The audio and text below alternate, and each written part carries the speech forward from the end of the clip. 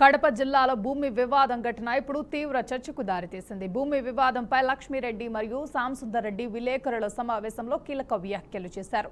ఈ భూములను తాము చట్టబద్ధంగా కొనుగోలు చేశామని, దొంగ డాక్యుమెంట్లతో కొందరు కోర్టును ఆశ్రయించారని తెలిపారు. కోర్టు వారికి అనుకూలంగా తీర్పు ఇచ్చినా కొంతమంది వ్యక్తుల ఇళ్లను కూల్చివేసినట్లు తెలిపారు. ఈ ఘటనకు తమకు ఎలాంటి సంబంధం లేదని, ప్రజలు అపోహలకు కలగకుండా జాగ్రత్త వహించాలని కోరారు. ఇల్లు అమ్మినారు వీళ్ళ ఫాదర్ వాళ్ళకు. ఈయనకు లక్ష్మీరెడ్డి రాదా అని ఎప్పుడు 2010లో అమ్మిన తర్వాత భారవి గారు దొంగ డాక్యుమెంట్ వేసి కోర్టుకి వేసినారు. వీళ్ళు ఏం చేశారు? 2000 ఏ ఇయర్ నాది 2015 వరకు 15 సంవత్సరాల కోర్టులో తిరిగి రాధమ్మను లక్ష్మీరెడ్డి తిప్పి 2015లో వీళ్ళకి జడ్జిమెంట్ ఇచ్చింది. ఇచ్చినాక మళ్ళీ కోర్టుకు పోయినాడు. 2023లో కూడా వీళ్ళకి జడ్జిమెంట్ ఇచ్చింది. ఆడామని కోర్టును తిప్పి 13 ఏళ్ళు అరణ్యవాసాన్ని పంపిణీ చేస్తే ఇదేమన్నా సమాజం అండి? లాయర్ వృత్తి అంటే ఎట్లా ఉండాలండి సొసైటీలో?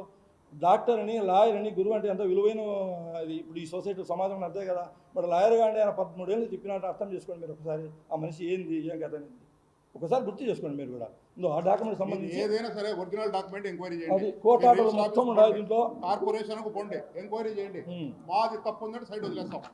ఒకటి సార్, ఇప్పుడు నా స్థలం ఉంది సార్, మీరు పోయి కార్పొరేషన్లో అప్లై చేస్తే మీకు డోర్ నెంబర్ కానీ ట్యాప్ కనెక్షన్ కానీ ఇస్తారా? ఎవరైనా చెప్పండి మీకు. ఎవరి స్థలం ఉంటే వాని ఆధార్ కార్డు, వాని సెల్ నెంబరు, వాని డాక్యుమెంటు, వాని లింక్ డాక్యుమెంటు అన్నీ ఉంటే ఇచ్చేదే బరువుగా అండి. అట్టప్పుడు మేము చేసుకున్నాం. అన్ని ఎవరైనా ఎంక్వైరీ చేసుకోండి. నిరంజన్ రెడ్డి, సౌజన్య, జయదీప్ రెడ్డి పేర్లతో ఉన్నాయి. మొత్తం డోర్ నెంబర్లు ఉన్నాయి, వాటర్ కనెక్షన్ ఉంది, కరెంటు బిల్లు ఉంది. నువ్వు మొత్తం కూడా నేను రాసిన డాక్యుమెంట్ నెంబర్లు ఈయన మొత్తం దీంట్లో కూడా ఉంటాయి. దీనికి సంబంధించినట్టు అన్నీ ఉన్నాయి. ఇలా నలుగురు భారవైన అమ్మలే, అది కూడా మేము పాల్గొంటాం. మాకు అవసరం